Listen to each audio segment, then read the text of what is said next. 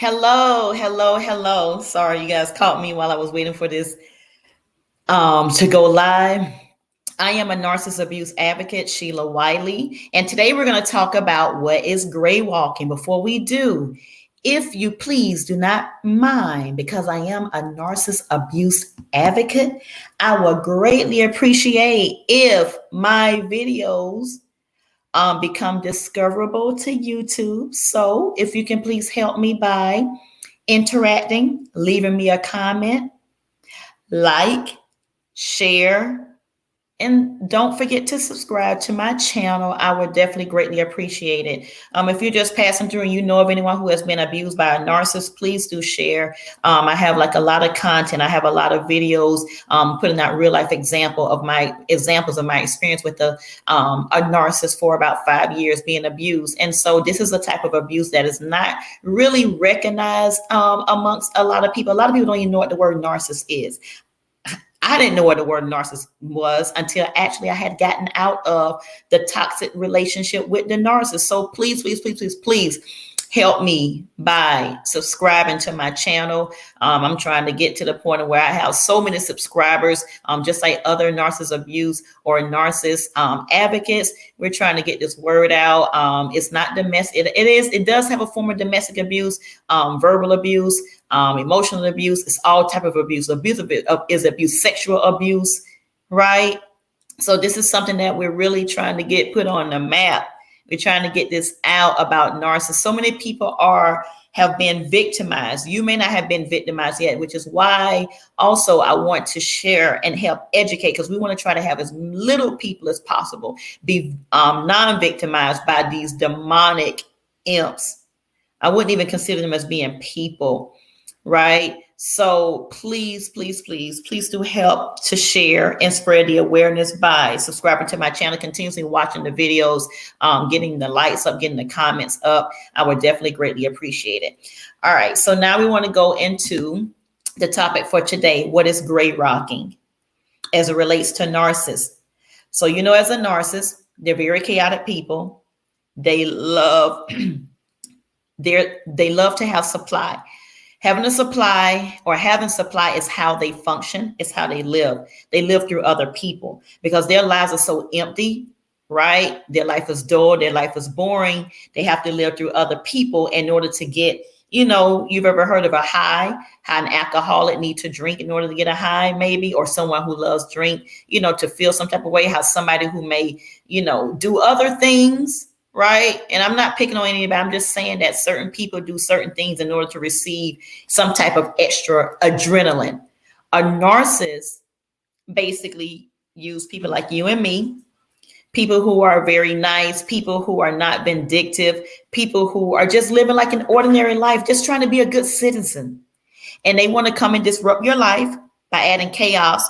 First, they're going to try to manipulate you, lie to you, to try to get you on their side. And then they're going to come in and they're going to put their venomous fingers or their venomous, wings or claws into you. Okay, so what is gray rocking?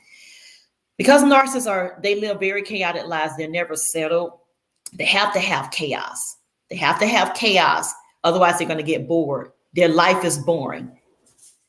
Their life is boring, right? So with supply, with my life, obviously it must have been something in my life that narcissist wanted, because he stole, actually one narcissist stole 4 years of it and then the other one a year. But it was not until that last relationship or encounter with the narcissist did I realize that, or did it have like a one-on-one distasteful, impactful,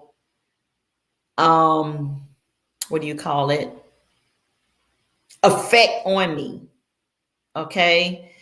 So it caused such a piercing to where I'm getting on here on YouTube videos, trying to educate people on how to stay away, what to look out for, and stay away from those narcissists.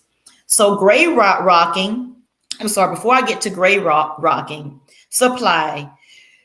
With me being myself, I was very generous, very caring, very loving, very giving. So as it relates to my supply to the narcissist in which I had dealings with, I will help that narcissist pay their bills. Okay. So the narcissist is going to have you in their life for a reason, be it sexual, financial. They're going to use you for whatever it is that they need to use you for. They are going to use you. So mine was using me for sexual, for financial, for my lifestyle, because I love to travel. I love doing things. What else? My dressing. Okay. This particular narcissist did not have any money, or if they did have any money, they just want to use my money and use me. So I was basically buying them new suits, giving them money, helping them pay their bills, helping them to fulfill a lifestyle like that narc was traveling, eating the best of the best, wanting to have the best of the best bought for them. And here I am thinking that I'm helping somebody when all the while I was their supply. And the moment that I began to push back, that's when they began gray rocking me. That particular narcissist began gray rocking me. Basically, when I was supplying, or when I was a supply for the narcissist, although I was so generous, the narcissist would still be chaotic. They will still have their rages. They will still have their tantrums. And all I did was, because I never wanted to disappoint that narc, I would just try to please him and please him and please him. Just keep my mouth shut. And then sometimes I got to the point of where they would argue with me so much to where I would just argue back. And as I said in one of my other videos, I lost myself. I began acting out of character. I was angry. I was depressed sometimes. I was very vindictive. I was a hot mess. I was not myself, and I was not liking who I was becoming. So it just got so exhaustive to the point where I'm just like, you know what? This is tiresome. So mind you, when I was in a relationship with the narcissist, I did not know what narcissist was. I did not know what narcissism was. I did not even know what gray rocking was. I just began doing stuff just because I was just sick and tired of this monster. Okay. So here's what gray rocking is. Gray rocking is the point in which someone is to deny narcissist attention that they crave. So the main thing with a narcissist is that they want attention, and they'll get it whatever way they can. Being chaotic, being argumentative, being just compulsive, just being extra, just all on top of you, seeing as if they're so clingy. Basically, they want you to be chaotic, argue back with them, right? They want you to be argumentative. And to them, that's fun because you're supplying them what they need. Remember, their lives are dull, boring. They have no life. They're very empty. So if you're creating, if they're causing you or helping you to create chaos, they love that. They love drama. They are dramatic people. If there's no drama, they are trying to create drama, right? They will remove your peace. So basically, narcissists, they bore easily. And when they do not get a reaction from you, they tend to move on in search of a more appealing target. So once you learn about a narcissist, there's a term called gray rocking. And basically, gray rocking is the total opposite of supplying them with what they need. So gray rocking is when you get to a point of where you become, just like it said, a gray rock. Dull, boring, uninteresting, unresponsive. So let's see how that looked. Let's give an example of how that looked.